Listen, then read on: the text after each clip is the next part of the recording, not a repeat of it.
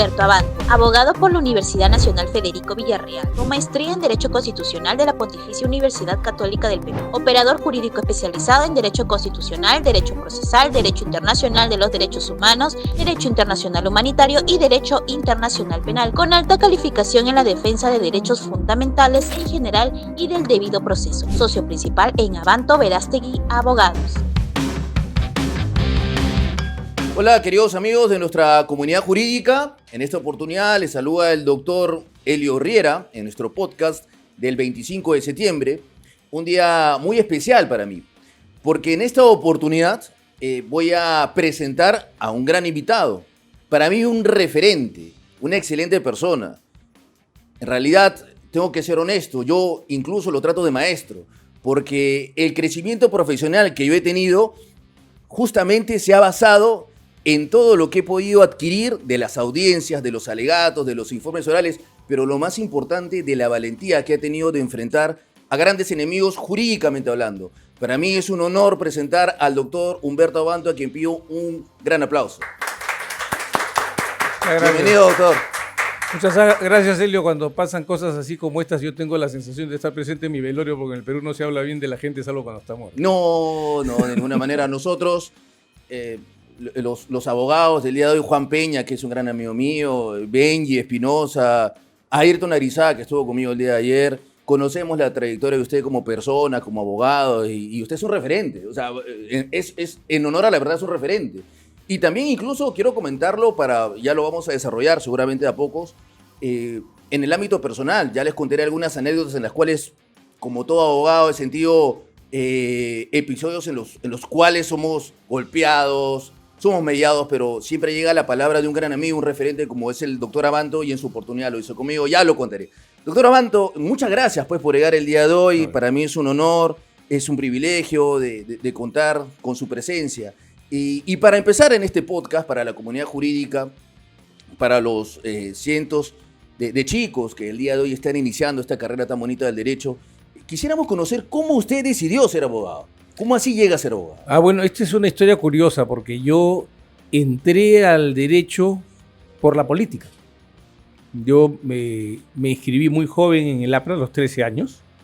Tuve la fortuna de que Fernando León de Vivero, quien fue 6 veces presidente de la Cámara de Diputados, y además justo en los años en los que el presidente de la Cámara de Diputados presidía el Congreso, y me acogiera como una persona que le interesó para ayudarla a formarse.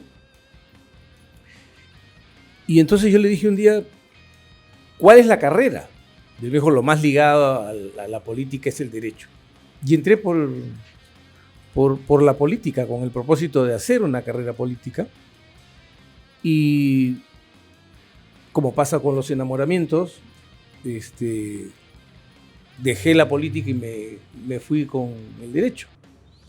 Y finalmente, o sea, digamos, hago algunas intervenciones políticas, pero esencialmente estoy dedicado al derecho. Pero eso quiere decir que no descarta la posibilidad, maestro Abanto, de recibir o aceptar tal vez algún día alguna propuesta de ser senador, ministro, desde el punto de vista político. No, yo estoy convencido de que hoy, esta es una conversación que tuve con Javier Vallerristra hace muchos años, hace 23 años, en 2002, cuando decidí salirme del despacho de Lucho Alba, donde yo trabajaba como su asesor,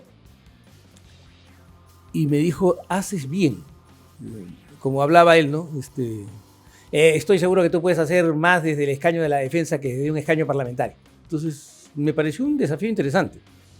Y sigue siendo un desafío interesante porque Elio, en este periodo de 7 años que nos conocemos, desde el 2018, creo que la batalla que hemos dado porque se reinterprete la prisión preventiva, porque se reinterprete la detención preliminar, porque se reinterpreten las restricciones de derechos o los cargos graves, porque se reinterprete la presunción de inocencia, ha sido más importante que el trabajo legislativo.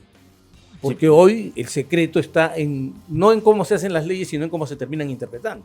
Sí, puede ser verdad. Pero usted, no sé si coincidirá conmigo, maestro Abanto, pero a veces es difícil, ¿no? Porque definitivamente respetamos al Poder Judicial como institución, como abogados lo respetamos, pero lamentablemente es a veces representado por por personas que aplican la norma de una forma pues inadecuada, que consideran que la prisión preventiva debe ser para todos, que tal vez no conocen en sí alguna rama específica, como por ejemplo el tema comercial, y lo pueden malinterpretar para llevar a la cárcel a una persona. ¿Por qué se da eso? ¿Cómo podemos cambiar en ese tipo de No, porque casos? es una tradición histórica. El Perú ha sido sede de la Inquisición.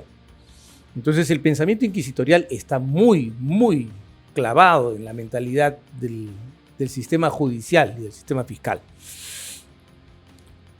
Y por otro lado, somos una sociedad que no ama la libertad, somos una sociedad que ama la autoridad. Si Elio, si tú prestas atención, lo que vas a escuchar es que todo el mundo está pidiendo que el Estado haga algo, que el Estado tome medidas, que el ministro haga tal cosa, que el presidente haga tal otra. Nadie está pensando en que esas intervenciones que se están pidiendo significan mordeduras a los derechos de las personas, ¿no? Acá, por ejemplo, nadie discute las cámaras en las calles.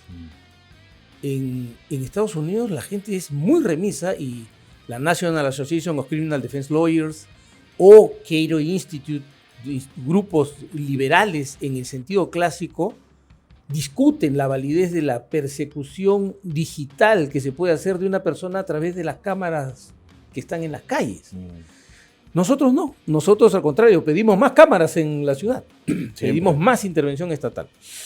Es porque somos una sociedad absolutista, no hemos podido construir en el Perú en estos 200 años una lógica o una cultura de amor por la libertad.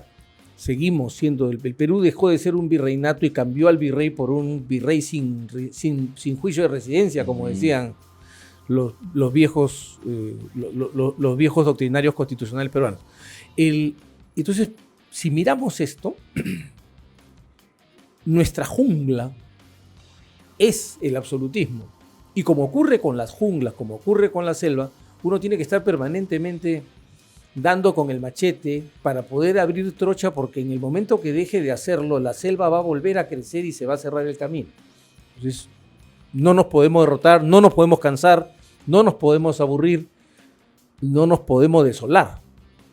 Es la tarea que escogimos y hemos avanzado.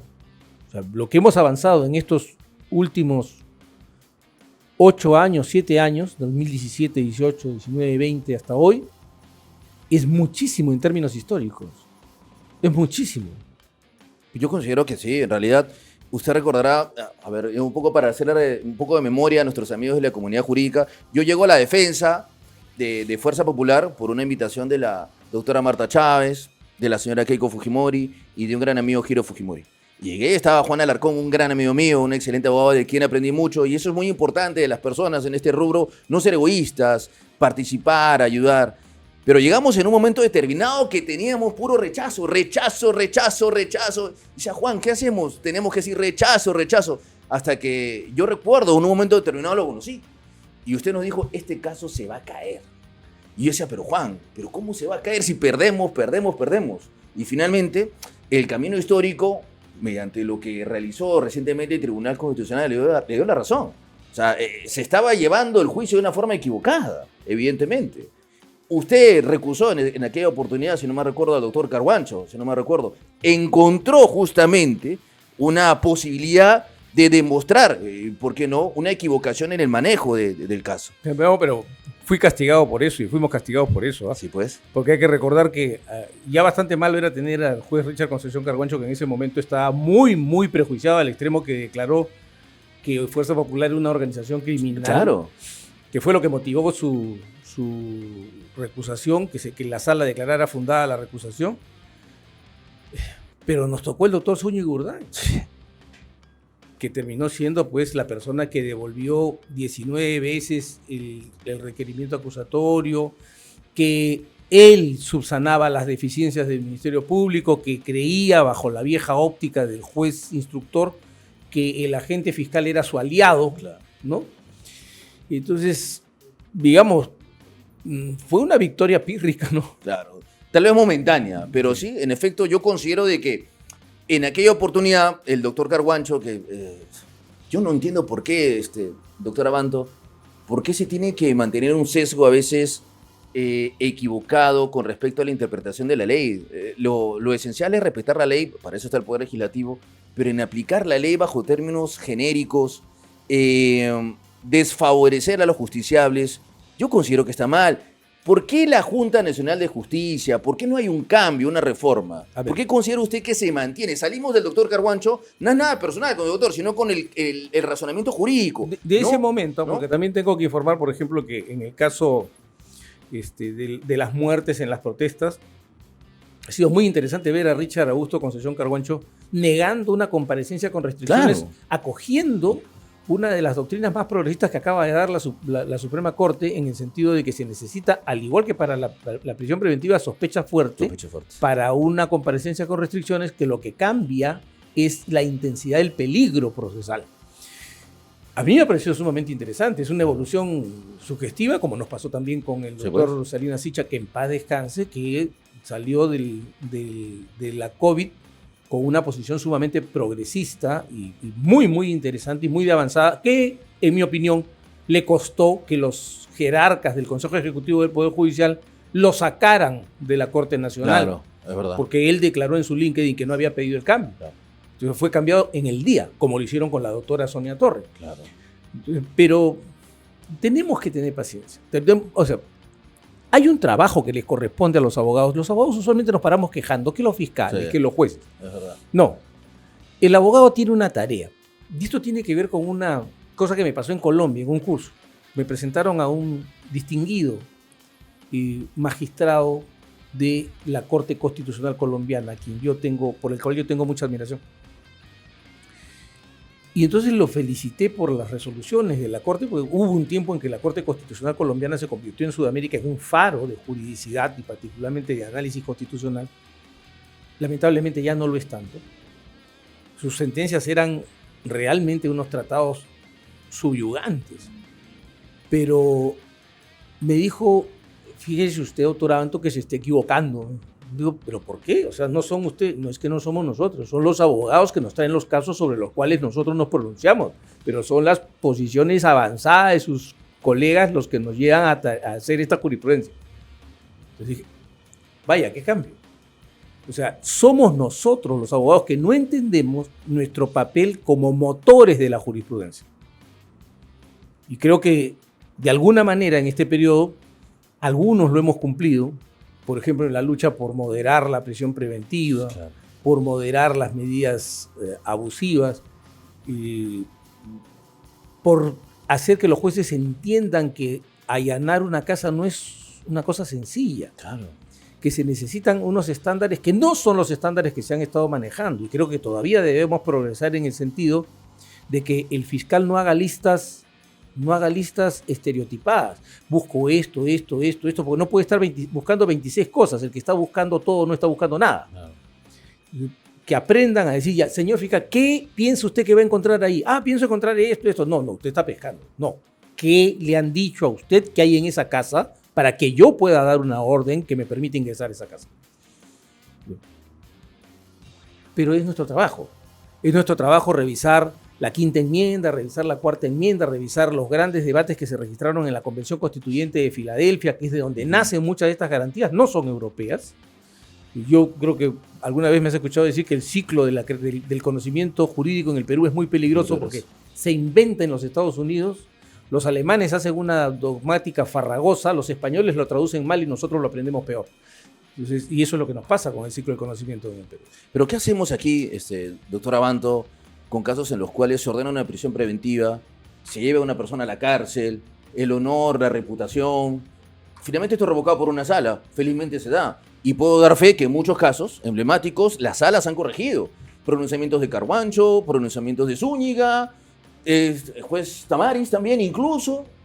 ¿Qué hacemos en este caso? Porque no existe una reforma que pueda generar un cambio con respecto a este tema. Claro, dirán, pues la justicia está para revocar, pero la persona que fue a la cárcel, que perdió la imagen, su reputación, su honor, ¿qué hacemos con ellos? O sea, lo que decía Kipling, descansar acaso debas, pero nunca desistir. Sí, pues continuar. O sea, tenemos que seguir peleando porque es una lucha por la civilización. Vuelvo a decir, estamos peleando contra una jungla, la jungla del absolutismo.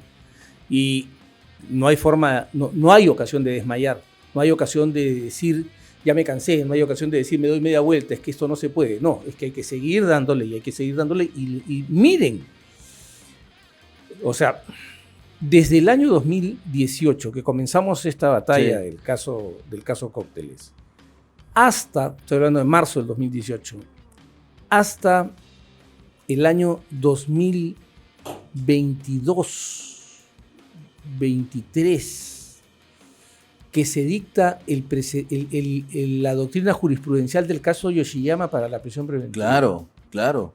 ¿Cuánto ha pasado? Claro. Solo han pasado 5 años. Pero el salto que hay entre donde el punto de partida y la doctrina jurisprudencial del caso Yoshiyama, es la diferencia que hay entre estar en 1764 y estar en el siglo XX. Ni siquiera en el XXI. Claro. Todavía nos falta. Entonces, tenemos que seguir peleando. Ahora lo que toca es que el Tribunal Constitucional, la Corte Suprema, aprendan a ponerle dientes a su jurisprudencia.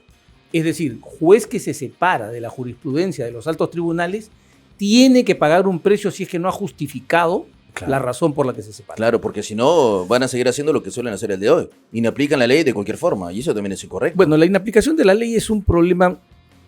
Yo tenía 16 años cuando se hizo se comenzó a debatir la constituyente en la constituyente del 78. Esto y Vallerristra trajo con la oposición de don Roberto Ramírez del Villar y de otros hombres de la derecha peruana el concepto del control difundido, mal llamado difuso, es una mala traducción. El control constitucional que se hace accidentalmente o casuísticamente no es difuso, porque es muy claro, es muy preciso, es difundido, es un poder que se difunde entre todos los jueces. El hecho es que pareció un gran avance. A la larga, yo todavía estoy bamboleándome sobre mis talones, porque yo que fui un gran partidario del control difuso, ante el uso que se le da, comienzo a sentir que el constituyente español fue más sensato al decir, no, si el juez tiene una duda sobre la constitucionalidad, subirá en cuestión de inconstitucionalidad al Tribunal Constitucional.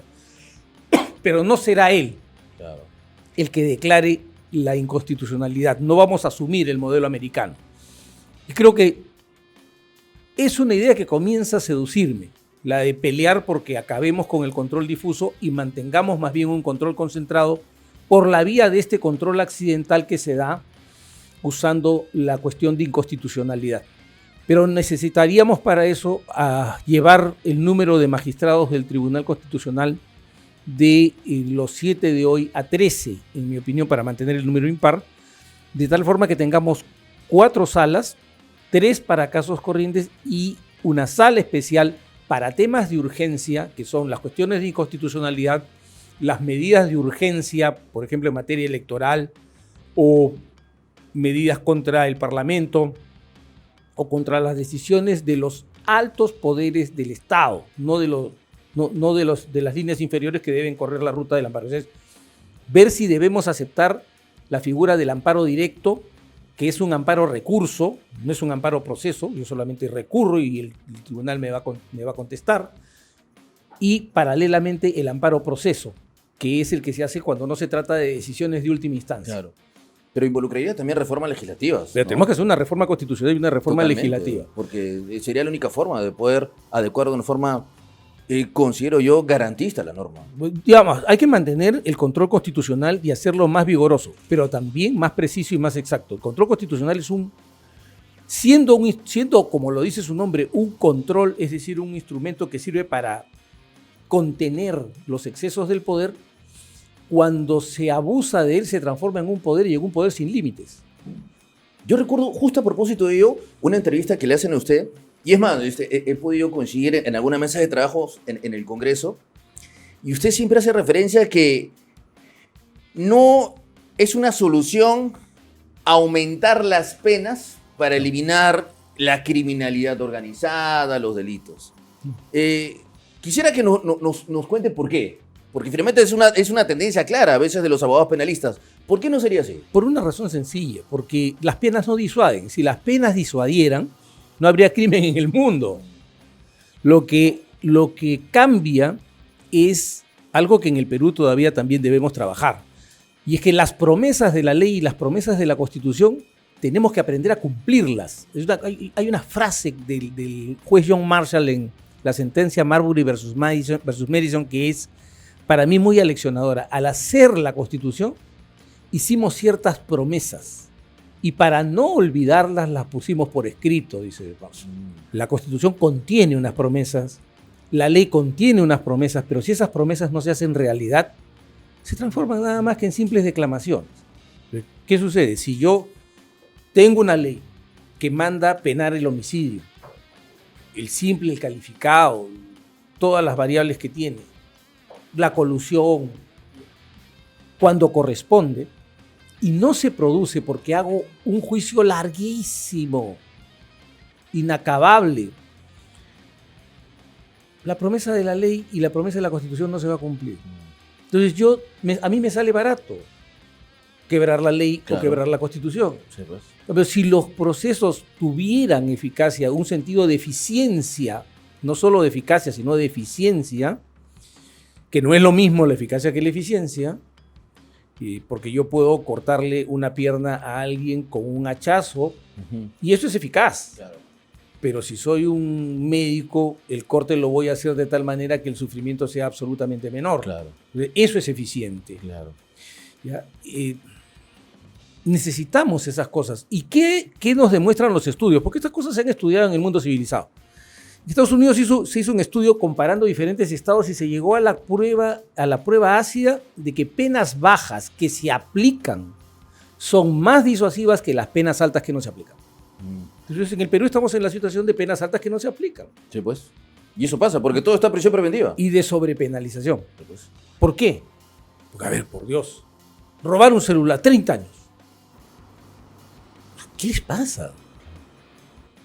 En el Perú hay un profundo desprecio por el año de prisión, por el tiempo en prisión. La gente no tiene el sentido de lo que significa un tiempo en prisión. Voy a dar un ejemplo muy sencillo.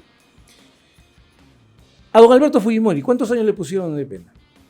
Uy, ¿le pusieron por lesa humanidad? Ya, pero en la supuesta lesa humanidad. En Barrios Altos y Cantuta, ¿cuántos Le años? estaban poniendo pusieron? 35 años. Ya, 35 años de prisión. Pero creo que finalmente quedaron en 25. 25 porque le quitaron el tema de la edad. Ya, 25 años de prisión. Barrios Altos y Cantuta eran ¿cuánto? ¿12 personas? ¿17 personas? 17 personas. 17 personas. Perfecto. La Corte Penal Internacional juzgó el caso Bemba. Bemba participó en la muerte de aproximadamente 10.500 personas. La pena fue 18 años. ¿Se dan cuenta del sentido de la proporción? Capturaron a la señora Lorchner en Alemania, una secretaria de un campo de muerte. 94 años tenía la señora. La juzgaron y la condenaron. ¿Cuál fue la pena? Un año de pena suspendida. El juez dice, tiene 94 años, ¿qué pena le voy a poner? Evidentemente. Ya, le voy a poner una pena de un año suspendida. Ya, de todas maneras se cumplió la ley. Claro. Esa mujer finalmente ha estado escondida y asustada durante 94, durante 60 años de su vida. Ya. ¿Aquí cuánto le hubiera puesto un juez? El tope. Le hubiera puesto 20 años. Sí, pues definitivamente. Yo he visto, por ejemplo, el caso, y responden tonterías. No sé, me pasó con una periodista. Yo vi el caso el año 2019 del general Hermosa. Yo estaba en un juicio, el caso Leonor La Rosa, Sí. y uno de los acusados era el general Hermosa. Y lo traen Hermosa en una silla de ruedas y Hermosa iba así, Claro. totalmente desconectado del mundo. Lo sentaron ahí y la sala no se le ocurrió una cosa mejor. O sea, no se le ocurrió algo más humano que decir, ya no lo traigan, vamos a dispensarlo de concurrir. ¿Cómo dispensarlo? No, está bien, pero ¿esa era la solución? ¿O la solución del juez ordinario pegado a la Constitución era, oiga, este juicio ya no tiene sentido No tiene para sentido, este hombre, no. vamos a sobreseer los Claro. cargos o vamos a declararlos extinguidos porque ya no puede responder? Claro, es verdad. Ya, hubo que hacer un habeas corpus Y para que el Tribunal Constitucional, Claro. el año pasado, estoy hablando de 5 años, y la situación de Hermosa no era del año 2019, Claro. para que el tribunal diga, saquen al señor Hermosa de la cárcel. ¡Por Dios! O sea, ¿qué hacía ese hombre allí? Innecesario. Porque hemos perdido el sentido de la humanidad de la pena. Y como pasó también y también nuestros amigos de la comunidad jurídica, y voy a comentar un secreto. El señor expresidente Alberto Fujimori, un gran amigo mío, que en paz descanse, trabajaba con él de lunes a viernes, domingos, los llamados directorios jurídicos. Contento cuando se logró el pronunciamiento final del habeas corpus de su excarcelación. Pero el mismo día, inicios de diciembre, a las 4:32 de la tarde, me llegó una notificación de un caso por el cual... Pativilca. Se pedía nuevamente que el señor expresidente se vaya a la cárcel. No había ni salido y el grave y fundado elemento de convicción para pedirlo nuevamente era el indulto del TC. Felizmente, y ya en la pausa, porque vamos a hacer una pequeña pausa, voy a comentar un poco, en verdad, la tranquilidad y la ayuda jurídica que tuve, porque en verdad era un momento complicado, ganar ese extremo. Y en verdad, gracias al maestro Abanto, su orientación, se logró ganar y el señor expresidente logró, por lo menos los últimos días o meses de su vida, estar en libertad. Vamos a hacer una pequeña pausa, maestro Abanto, y regresamos para contar ello.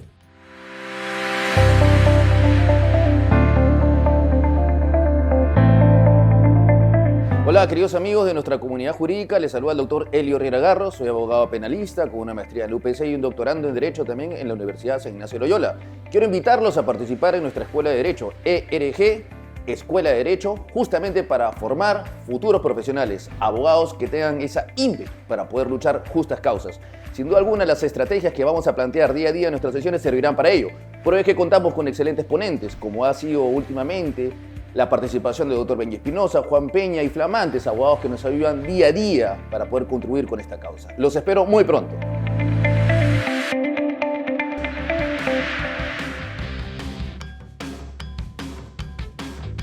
Hola, queridos amigos, retomamos nuevamente nuestro programa con Elio Herrera del podcast.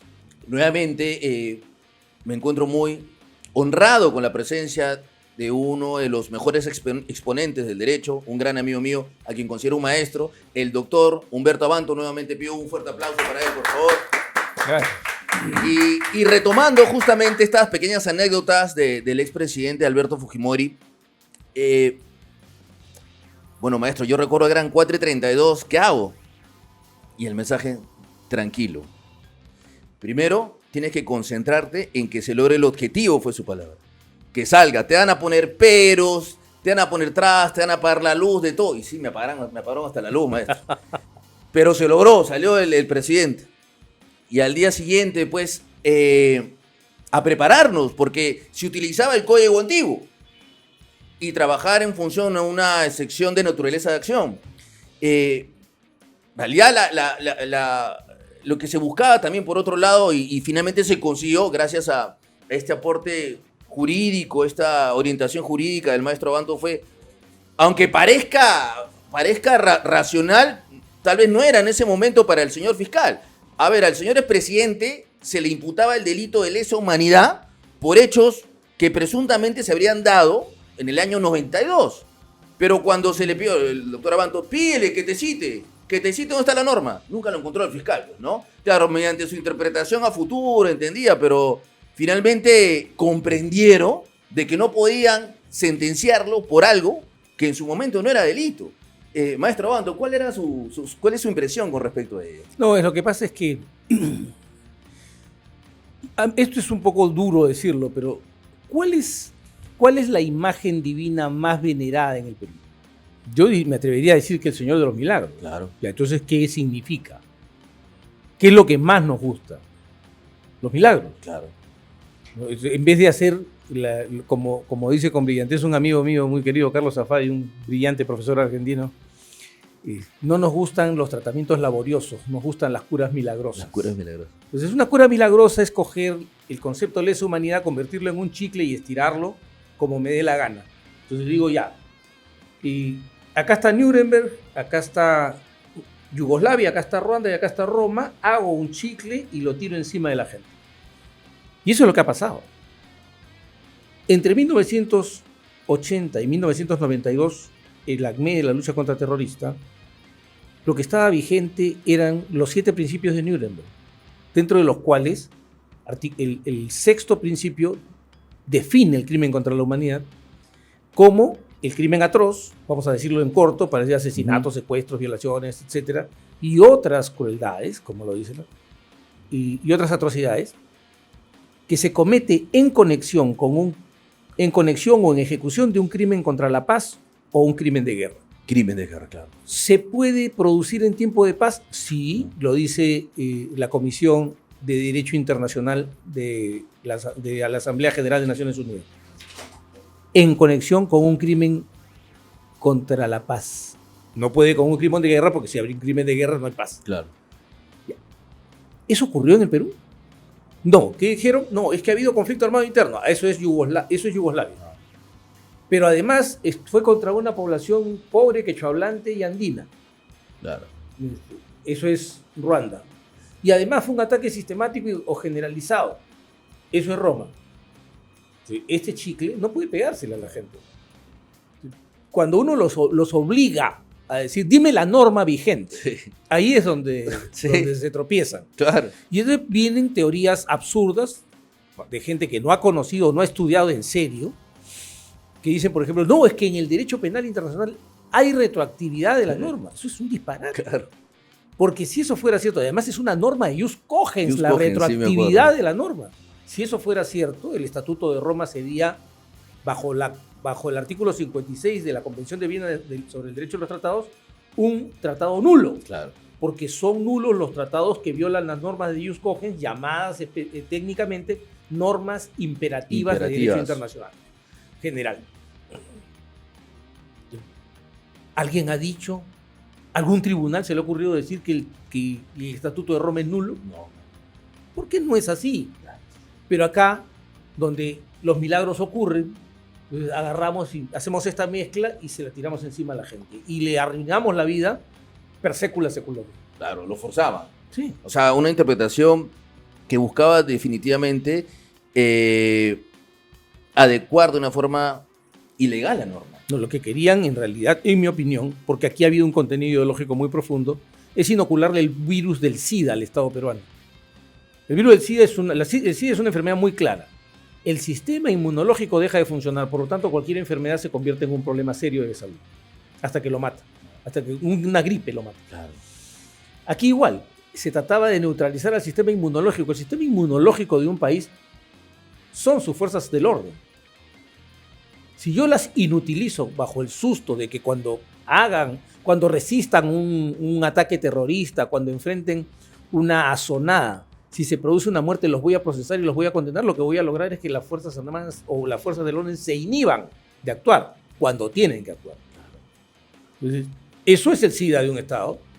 Que querían forzarlo acá. No y yo recuerdo incluso, usted ha tenido sendos debates con representantes de IDL con respecto a esta interpretación inadecuada de la norma, ¿no? Pero siempre el mensaje fue, ¿dónde está? ¿En qué momento? ¿No? ¿O cuál es tu criterio de interpretación? Y ahí es donde justamente, pues lamentablemente no podían, o para bien de todos, no podían adecuar bien la norma.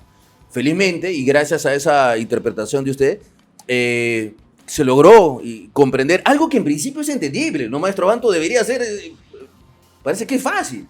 No te pueden a ti imputar un delito que en ese momento no existía, ¿no? Entonces, es más, yo recuerdo que incluso había salido una ley del Congreso de la República y cuando debatíamos, cuando usted nos orientaba, ni siquiera necesitas la ley, Miguel, porque está en la Constitución, ¿correcto? Lo que pasa es que hay una cosa que la gente no va, en el Perú no vamos a la fuente primaria. El Tribunal de Nuremberg, a propósito del principio nullum crimen, nulla pena sine lege, dijo que no se trataba simplemente de un principio jurídico, sino de una exigencia de justicia universal.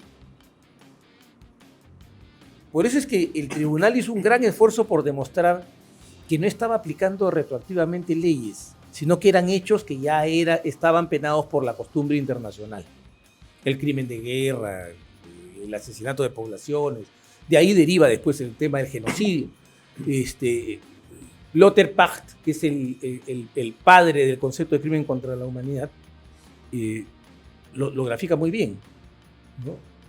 Es un ataque contra una suma de individuos, a diferencia del genocidio, que es un ataque a un grupo que yo quiero desaparecer. Sí, pues. Pero nada de eso se tiene en cuenta. Entonces, de lo que se trataba era de un acto de venganza. Sí, pues, en el fondo era eso. Yo en esto soy claro, y se lo dije, además, recordarán, se lo dije con la mayor delicadeza posible al ingeniero Sí. Fujimori. Yo no he sido partidario de su gobierno. Claro. Yo he marchado contra su gobierno. Yo he escrito artículos Mm. contra su gobierno. Pero me parece inaceptable que repitamos la vergüenza que vivimos con don Augusto B. Leguía. Sí, pues. A don Augusto B. Leguía solamente lo dejaron ir al hospital naval en trance de muerte.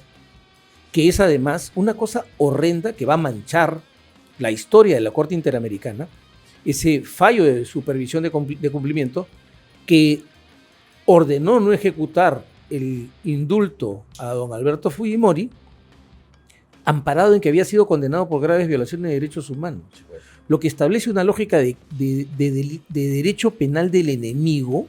Es más, prácticamente dijeron que solo podía salir en estado de ¿Verdad? muerte. Sí. Lo que es un horror viniendo de un tribunal de derechos Claro. humanos, ¿no? O sea, yo no puedo imaginar eso en un tribunal civilizado. Claro. Pero eso se dijo.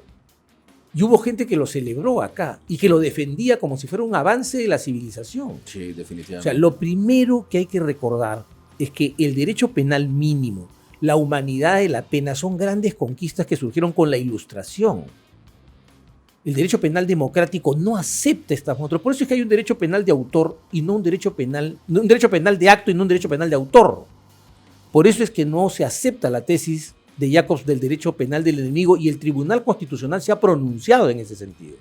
Felizmente, como usted bien ha señalado, estos años han servido para avanzar y considero que estamos cambiando, o por lo menos, desde mi punto de vista, incluso algunos magistrados ya existen pronunciamientos que conllevan a entender que estamos avanzando. Por ejemplo, el señor Carguancho del año 2018 es distinto al de ahora, por ejemplo.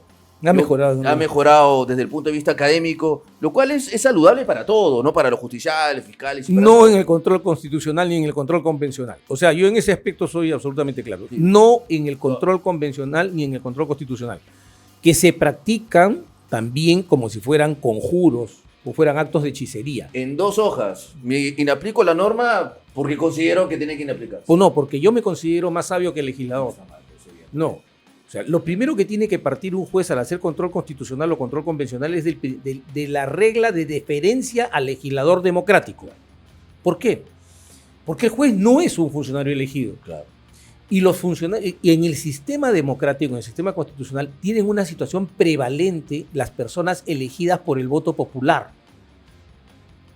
Entonces, yo solo puedo meterme con las decisiones políticas de los órganos legítimamente elegidos si es que hay una situación absoluta, constitucionalmente intolerable, Claro. absolutamente intolerable desde la Constitución. No porque a mí me parece que esto no debería ser. Claro. Y además hay reglas. Y una regla básica está en el artículo 14 de la Ley Orgánica del Poder Judicial. Solo hay control constitucional, y en esto tomo la doctrina de Sagüe sobre el tema, y convencional bajo las reglas que establece la Constitución y la ley. Claro. Y la regla en el Perú es que solo se hace en las sentencias. No se puede hacer en los autos. ¿Por qué? Porque las sentencias, aunque no sean apeladas, tienen que subir en consulta a la Sala de Derecho claro. Constitucional y Social de la Corte Claro. Suprema. Los autos no pueden subir en consulta. Entonces, cuando un juez hace un control constitucional o un control convencional en un auto, se está otorgando a sí mismo una irrevisabilidad Claro, lógico. que no se la da ni la Constitución ni la ley. No está en la ley, definitivamente. Ese problema, sin contar la falta de metodología para hacer esto, ¿no? Claro, porque en realidad en las resoluciones que llaman la atención es que consideran que pueden aplicar porque son jueces, pero no basta solamente ostentar un cargo judicial para hacerlo.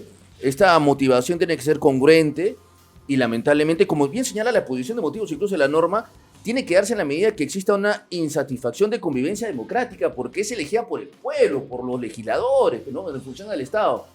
Bueno, algunos cambios que tendrán que hacerse. Y a propósito de ello, maestro Abanto, uno de los últimos pronunciamientos que se han dado, de los cuales yo también saludo con respecto a este tema progresista que se está dando, es que la segunda sala penal de apelaciones anuló la condena de 35 años contra Raúl Enrique Prado Rabines.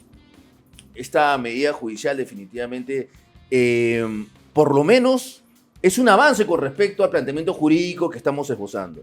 ¿Qué opinión le merece esto, maestro? Que usted ha sido el pilar, el impulsor finalmente de este cambio radical de esta sala. Bueno, a ver, ¿qué encontró la sala? La sala encontró que el juez corroboró los dichos de un colaborador eficaz con los dichos de un testigo protegido. El testigo protegido, el colaborador eficaz, el testigo de referencia y las situaciones análogas son sustancialmente idénticas en el artículo 158, inciso 2 del Código Procesal Penal. Por lo tanto, se aplica por aquí analogía en buena parte en dirección al imputado, y la prohibición de corroborar dichos de colaboradores eficaces con colaboradores eficaces. Claro. O sea, no puedo corroborar dichos de colaboradores eficaces con testigos de referencia, con colaboradores eficaces, con testigos protegidos o con situaciones procesales análogas. Lo ha dicho muy bien la sala, lo ha hecho de una manera espectacularmente bien. Segundo, cuando yo hago una sentencia tengo que valorar individualmente la prueba y luego valorarla en conjunto. Es decir, tengo que decir, este medio de prueba, que es tal, indica tal cosa, acredita este hecho, acredita este otro hecho, y todos estos medios que he logrado probar A, B, C, D, me dan como consecuencia que se ha cumplido con el tipo penal. Yo no puedo decir, bueno, porque como dice fulano, y como dice mengano, y porque dice y porque así, y porque acá, y porque allá, y porque fiscal señala, es culpable. Eso no es una valoración y lo ha subrayado la segunda sala, también para mí con mucha precisión. Y un tercer asunto es que la prueba indiciaria no es lo que a mí se me ocurre. O sea, no es, encuentro este hecho periférico, más este hecho periférico, más este hecho periférico, y agrego mi suspicacia y digo es culpable. Claro. No. La prueba indiciaria requiere, primero que nada, la existencia de indicios.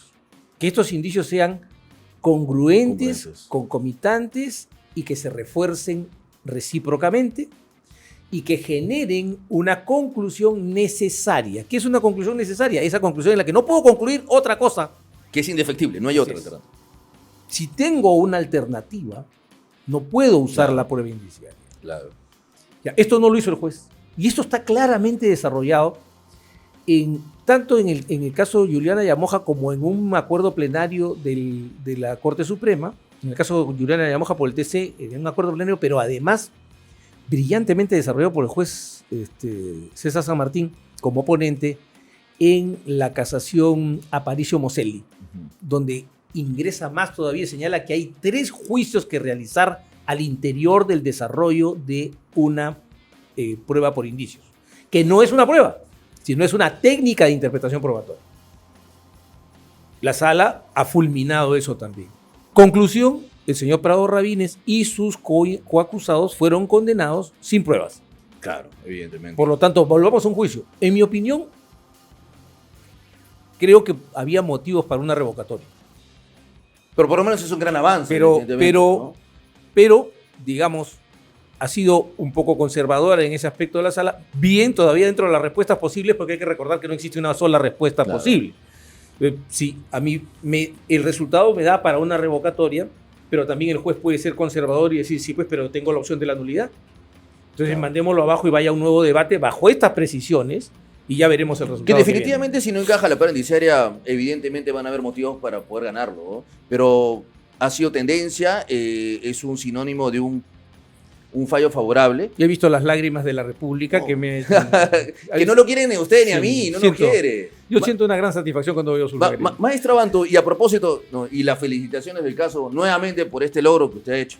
¿Qué siente usted, por ejemplo, cuando hemos coincidido, Benji Espinosa, cuando ve que jóvenes abogados que han llegado donde usted a pedirle ayuda, orientación, vamos avanzando con respecto a este tema? Me siento tranquilo, me siento bien, siento que la pelea se va a ganar, porque cada día llegan más. O sea, no, estás tú, Helio, está Benji, está Juan Carlos. Está una playa de jóvenes, está Paolo Aldea, Ayrton. O sea, yo voy viendo un crecimiento del derecho penal democrático en los jóvenes. Y eso a mí me causa mucha ilusión, me causa mucha esperanza de que vamos a incrementar la cuadrilla que va cortando la maleza que vuelve a crecer en esta maestro Abanto, jungla absolutista. ¿Por qué usted cree, o sea, una opinión, Ojo, buen cuero. Pero sin olvidar a Juliana. No, a la doctora Juliana Fanny Loza, Uchuya, Fanny Juan Uchuya, Carlos. Cristian Sala, Juan Sala. Carlos Alarcón, grandes amigos, Claro. excelentes exponentes del derecho penal, grandes personas y excelentes amigos, como no. ¿Por qué nos multan? ¿Por qué nos sancionan? Eso ha sido muy bueno. Maestro Banto, yo nunca tuve una interacción con el juez. No hablé, muy brevemente, en una etapa intermedia. Sabemos la etapa intermedia, observaciones formales y sustanciales. Yo presenté mis observaciones formales y también mis observaciones sustanciales y presenté una sección de prescripción. El caso de Bruno Pacheco. El tema es que en las observaciones formales, el señor juez dijo, para mí está bien la imputación y no ha prescrito el delito. Yo levanto la mano, no doy el uso de la palabra porque todo está claro, pero no doy el uso de la palabra. Ok, quedo callado, no hago nada más. A mi entender, hay un adelanto de opinión, porque ¿para qué está mi sección de prescripción? Si ya sé que el señor magistrado dice que todo no se ha debatido, recuso, y además también recuso porque no me dan el uso de la palabra. El señor magistrado recibe y dice, bueno, es parte del derecho a defensa, nada más. Lo elevan a la sala dice, no, puntualmente, doctor Helio, eso no genera un quebrantamiento a los deberes del juez, no hay parcialidad, usted puede apelarlo, el auto de enjuiciamiento, le regresa al juez. Y cuando lo regresa, inhabilitado 3 meses a nivel nacional. ¿Por qué? Y a mi colega, el doctor Ayrton, que ha estado acá, que tiene las mejores referencias de usted también, como no, también el mismo juez. ¿Por qué? ¿Cuál es su opinión, su lectura? Hay una visión autoritaria que tiene que ser combatida. Hay que recurrir hay que recurrir estos abusos. El juez que ha sido recusado, para empezar, tiene que tener la prudencia de no sancionar al abogado ni a la parte, porque es un derecho. Y las salas que ven, y en esto recuerdo mucho el fallo del doctor Zaguanay presidiendo la sala en el caso de la primera sala, la segunda sala, ¿no? La segunda sala.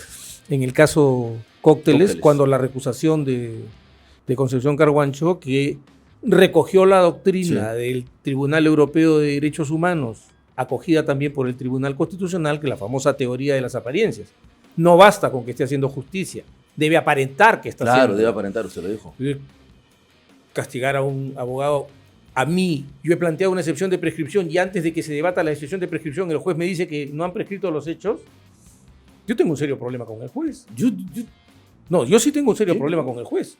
O sea, por lo menos haga, pues, un poco, recuerda lo que pasó con Concepción Corozo, oiga, por lo haga menos el esfuerzo, haga un esfuerzo para ser imparcial, ¿no? Oh, qué valiente usted, ¿verdad? O sea, el juez tenía que haber hecho un esfuerzo. Nada le costaba cumplir como por último ya. Si él ya tenía una posición tomada, que no debe haberla, conforme a la doctrina de la Corte Interamericana de Derechos Humanos, si no podía hacer eso, si tenía una posición tomada, debió guardar las formas. Claro. No castigar al abogado. Y de frente, ¿no? 3 meses, o sea, ¿cuál es el mensaje? ¿Y por qué no era la amonestación?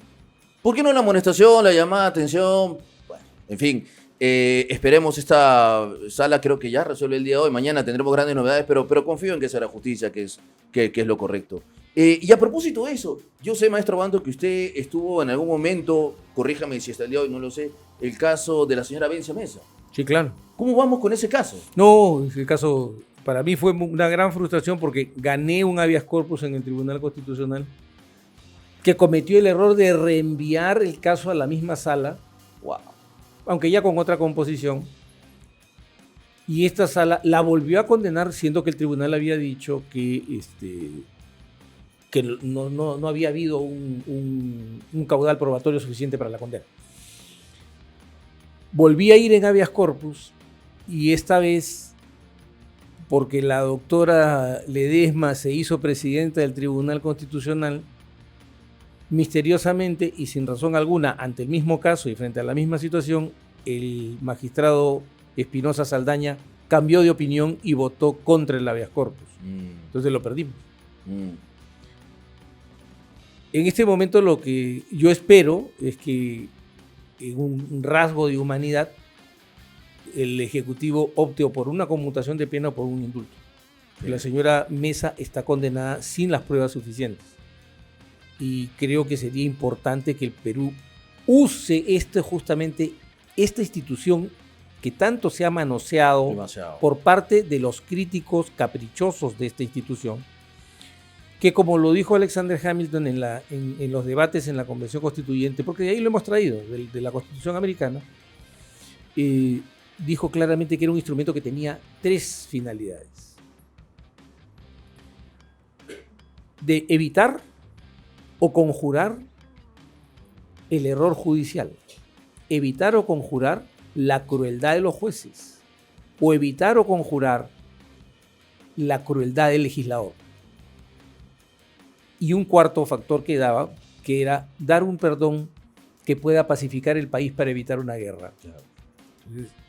Esto que en la doctrina norteamericana se llama el perdón in paua, debería ser usado en este caso. La señora, si yo he tenido fallos del Tribunal Constitucional que me dicen que esta persona fue mal condenada, debería tener el pragmatismo y la sensatez que tuvo el ingeniero Fujimori, a pesar de todas mis críticas, de ceder a las propuestas de Hubert Rancière y crear una comisión que revisara las condenas precipitadas que se hizo con declaraciones perversas de falsos arrepentidos que pusieron a inocentes en la cárcel y que generaron más de 300 y pico indultos.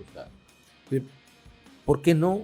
Si me doy cuenta que hay una duda, y donde hay una duda, yo tengo que hacer prevalecer el derecho de la persona. Y sobre todo si tenemos un antecedente que ha sido favorable con el habeas corpus. Así es. Evidentemente tendría que darse. Y a propósito de esto, también, doctor Abanto, un caso emblemático que a mí me afectó mucho fue cuando este juez, de manera, hablando de los errores judiciales y la crueldad, 2 referentes míos, y está el doctor Nolasco, me olvidé de mencionarlo, lo recordaba el doctor Nolasco, un excelente amigo, una excelente persona. 2 referentes míos del derecho, por Dios, usted y el doctor Cantuaria Salaverry, mi decano, mi profesor. Yo no entiendo por qué es tan difícil entender que es un arbitraje ad hoc. Disculpe usted. Y no entiendo por qué es tan complicado para un juez entender que no hay algo ilegal en esta figura. No comprendo por qué es tan complicado entender que una tabla de honorarios es referencial, en este caso de la Cámara de Comercio de Lima, y no es imperativo. ¿Por qué utilizar de una forma desproporcional la norma para mancillar el nombre de personas? ¿Qué hacemos ahí? No, bueno, digamos, es complicado hablar de causa propia, pero yo creo que mucho presionó, mucho contó la atmósfera de ese tiempo. Era una atmósfera, se generó una atmósfera que el juez Felix Frankfurter llamaba de festejo romano. Era un festejo romano. Era el Coliseo lleno de gente gritando, ¿no? Que muera el gladiador. Y bueno, el César bajó el dedo. Así de sencillo. Sí me quedó después una mala sensación cuando se hizo público que la esposa del juez Chávez Tamariz era subordinada, la doctora Taquire, creo, sí, era subordinada del jefe del equipo especial, sí, que llevaba adelante la acusación. Sí. Fue algo que creo que el juez debió revelar en su momento. Claro. Porque era importante, justamente por la pulcritud del proceso. Sobre todo porque si se revisan los plazos, ese pedido del señor Vela Barba para que la señora Taquire se incorpore le permite la reintegración familiar al juez. No estoy diciendo que haya habido una presión. Estoy diciendo que ha debido haber cuidado y pulcritud al decir, no, yo no puedo conocer este caso. O por lo menos informarlo o revelarlo. O revelarlo para ver si para que los demás observen lo que tengan que lo perdona y no pide ninguna abstención. Pero bueno, la sala superior que presidía en ese momento todavía muy duro Ramiro Salinas Sicha revocó la prisión de Fernando, la mía y la de otras personas más.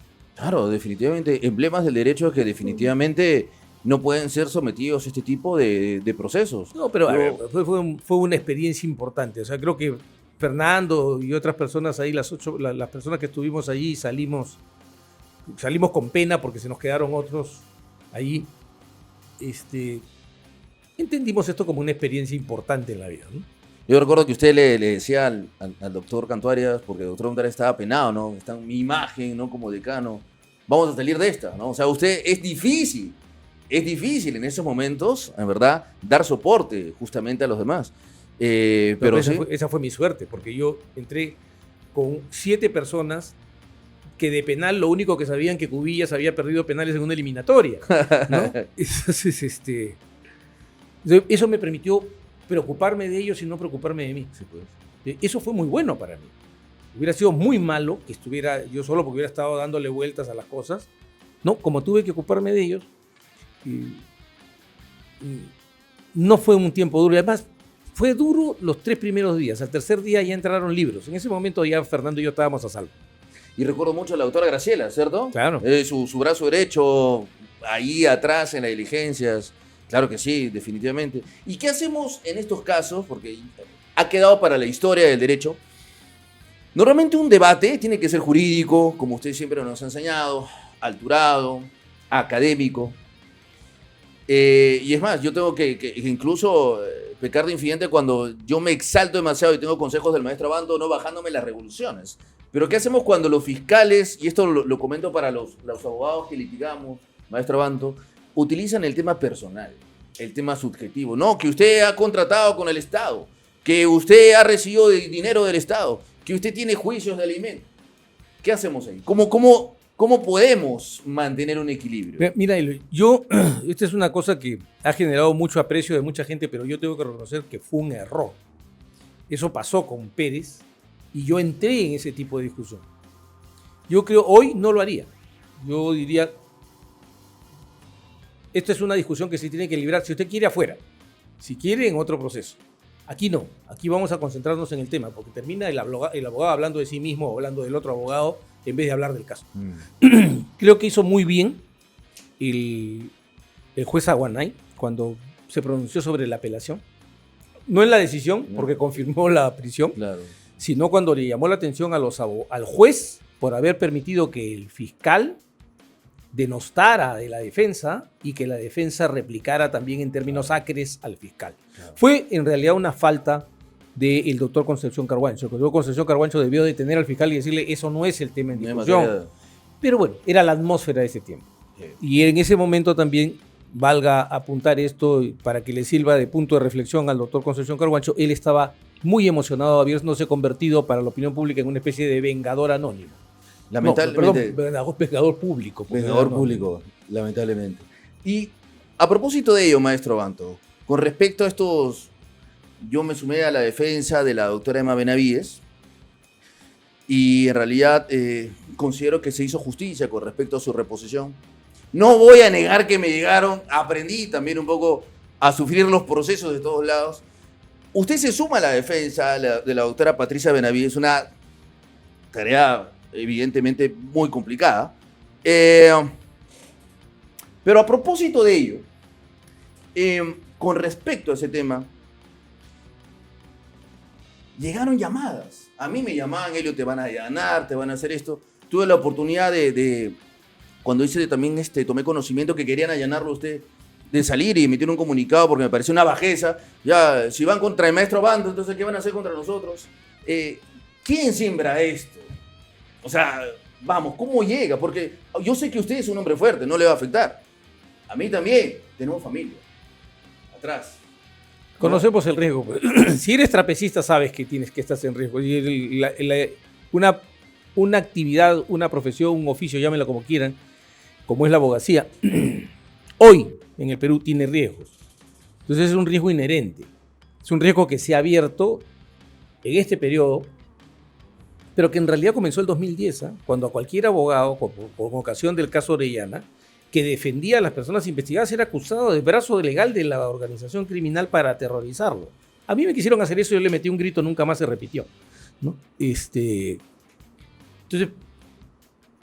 vamos a correr esos riesgos. Entonces, la cosa es sencilla, y en eso respondo lo mismo que papá Bush a Michael Dukakis. Se estaban debatiendo y Dukakis se queja de que Bush, papá, lo estaba zarandeando, y Bush le dice, si no te gusta el calor, no te metas a la cocina. Sí, pues. Mi respuesta es esa. Si no te gusta el calor, no te metas a la cocina. O la defensa de casos como los llaman, emblemáticos, tiene costos. Tienen costo, maestro. Porque trae aplausos, trae rechiflas, trae pasiones y se puede llegar a generar una atmósfera enrarecida como la que vivimos entre el 2017, 18 y 19, que fue pausada un poco por la pandemia, gracias a Dios. Y por otro lado, hay gentita que le gusta lanzar psicosociales pensando que los abogados se van a asustar. Sí, pues, ¿no? Sí. El señor Andrés Hurtado, nos caiga bien, nos caiga mal, es un justiciable, un ciudadano del cual yo ejerzo su defensa. Ha sido llevado a la cárcel por una prisión preventiva, 2 prisiones preventivas. Uno de los magistrados, con respecto a una de las medidas preventivas, ha ordenado su liberación. Uh-huh. Y yo considero de que es un primer pronunciamiento con respecto a adecuar el tema del marco de la prisión preventiva. ¿Qué opinión le merece a grandes rasgos esta figura de la prisión preventiva en el caso de Andrés Hurtado? Una prisión abusiva que otra vez tiene que ver con lo mediático y lo político. Porque, digamos, por las versiones que había dado el señor Villanueva, se volvió apetecible Andrés Hurtado para que testificara contra la señora Patricia Benavides. Sí. Entonces, lo hundo en la prisión. El mecanismo que yo creo que hay que sacar una ley, o sea, hay que corregir, hay que hacer más correcciones al proceso de colaboración eficaz. Se debe prohibir la posibilidad de que el preso se convierta en colaborador eficaz. El preso preventivo. Claro. Porque tiene incentivos perversos. Pues, porque tiene un incentivo perverso. Voy... O podemos estar haciendo una práctica que linda con la tortura. Hay que recordar lo que han dicho los jueces Lewandowski y Díaz Toffoli en Brasil a propósito de cómo se obtuvieron las colaboraciones de ejecutivos de Odebrecht a partir de someterlos a la prisión en Curitiba y de ahí proponerles, ¿quiere salir? Acusa a fulano, ¿quiere salir? Acusa a mengano. Pero es que, maestro, eso se da. Al señor Andrés Hurtado, de manera general lo voy a decir porque tuve un debate con una fiscal por este tema. Venía A, B, C, D, tienes que hablar de ella, que su tarea, que su tesis, si no, pero dile. Y aprovechando momentos en los cuales no están los abogados, es una forma baja, en verdad. Claro, porque ahora ya no va el fiscal porque la ley se lo prohíbe, pero va un enviado del fiscal. Lo que hay que prohibir es completamente la posibilidad de que esa aproximación se dé si no es una aproximación voluntaria. Del imputado, pero no del preso preventivo. Claro. Porque el preso preventivo está en dos circunstancias. O es culpable y tiene un incentivo perverso para salir de la cárcel, o es inocente y se ha quebrantado moralmente y está dispuesto a decir cualquier cosa para salir de allí. Hace poco, justamente Cato Institute, uno de los institutos liberales más respetables de los Estados Unidos, publicó un artículo muy interesante donde decían, es algo que tenemos que empezar a pensar, decía, si es posible que en una sociedad democrática la justicia se compre en vez de que se consiga. Claro. Me pareció muy sugerente. Claro. Y segundo, si es posible hundir en acusaciones a personas para luego obligarlas a sindicar, y señaló 2 casos emblemáticos en Estados Unidos que la Suprema Corte, inclusive uno con pena de muerte, que se logró determinar que el testigo central para condenar al sujeto había mentido, que nunca lo había conocido, que nunca lo había visto, que nunca había tenido ninguna interacción con él. Sin embargo, se tomó esa declaración para condenarlo a muerte. Felizmente no fue ejecutado, lo tuvieron durante 6 años en el pabellón de la muerte. 6 años. 6 años, pero salió con vida. Claro, pero, ¿y eso? Entonces yo sí creo que hay que empezar a mirar con bastante cuidado la institución de la colaboración eficaz y comenzar a depurarla y, por ejemplo, establecer algunas cosas. Hemos hecho avances, pero avances incompletos. Pero tiene un plazo, perfecto. ¿Quién controla el plazo? Claro. ¿Quién puede controlar el plazo? Hemos establecido la obligación de que se grabe toda la interacción entre el fiscal, la policía y el aspirante a colaborador. Perfecto. ¿Quién puede acceder a eso? Claro. O sea, si se aprueba el acuerdo de colaboración y la sentencia, etcétera, junto con él debería venir todo el material grabado para quedar ante el juez. Claro. Para que los abogados, si son usados contra sus clientes, puedan acceder a ese material y ver si la grabación es ininterrumpida. Claro. Porque yo paro la grabación y así digo, pasa, maestro. Es la verdad. Es la verdad. Muchos cambios, muchas mejoras que realizar. Maestro Abanto, ¿Qué mensaje usted podría darle a los jóvenes abogados que el día de hoy lo están escuchando, lo están siguiendo, que denotan, lógicamente, la necesidad de mejorar de alguna u otra manera? Si usted tuviera que dejarle un mensaje a todos ellos. Yo repetiría el mensaje de Enrico Ferri, ¿no? Ferri decía que el abogado no es el truán que juega a engañar al magistrado, sino el hombre probo que trata de evitar un error judicial. Yo les diría que tengan, voy a repetir un poco lo que dije hace algún tiempo en una CONAP, el abogado necesita tener valores importantes como la comprensión, la compasión, pero también el valor y la fuerza espiritual para entender que lo único que separa a un ser humano de un error judicial es él. Entonces nuestra responsabilidad es altísima.